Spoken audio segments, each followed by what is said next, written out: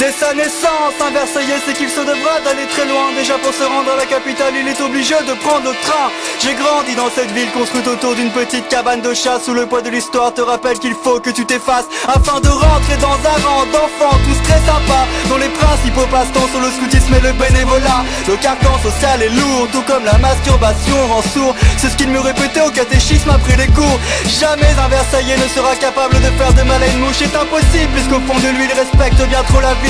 Moi c'est en grandissant à leur côté que je suis devenu un fervent défenseur en faveur de l'avortement ainsi que de l'euthanasie. Pour savoir à quoi ressemble une ville de province dans les années 60, il n'y a pas besoin d'inventer de machines à remonter dans le passé. En partant de Paris, il suffit de prendre de bons RERC. Je suis inquiet, tout érudit ici semble avoir une maladie. Je ne suis pas Dr Esville, mais je crois bien que c'est l'ennui.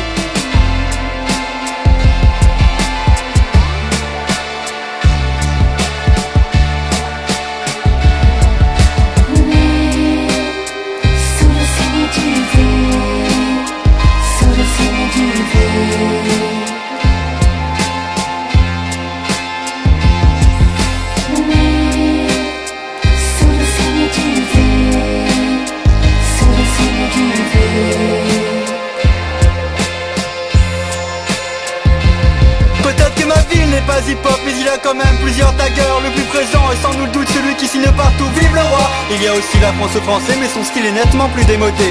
Le soir il n'y a rien à faire à part prendre des verres place du marché. Si les parents de François s'absentent, un squat sera sans doute organisé. Nous y descendrons quelques passes de crocs en écoutant du rock et fumant des joints. Il n'y aura sûrement pas de filles mais l'alcool et la drogue c'est déjà bien. Car nous sommes des rebelles sans cause depuis que l'argent nous les a enlevés. Certains vivent même dans des camions et font de la techno dans la forêt. Et chaque jeune a dans son placard un t-shirt à l'effigie du chien. Même si la plupart sont incapables de pouvoir expliquer qui il est. Enfermés dans leur chambre, Jean-Benoît et Nicolas écoutaient Pink Floyd en rêvant de fonder un groupe de rock pour pouvoir vivre de leur musique. Mais perdus entre les trois avenues, ils entendent la vie leur chuchoter qu'un vrai métier c'est architecte ou professeur de mathématiques.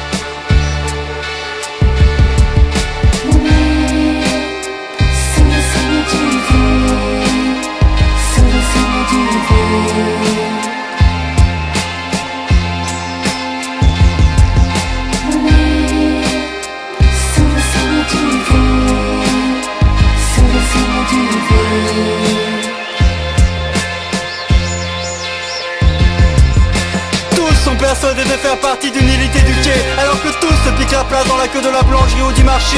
Je ne connais pas d'autre endroit où à 40 ans les femmes portent encore des serre-têtes en velours, attendant deuxième enfant et vont se confesser tous les jours. C'est d'ailleurs ici que plein de jeunes ont rencontré notre Seigneur Jésus. J'ai beau arpenter les rues, pas de chance, je n'ai jamais vu.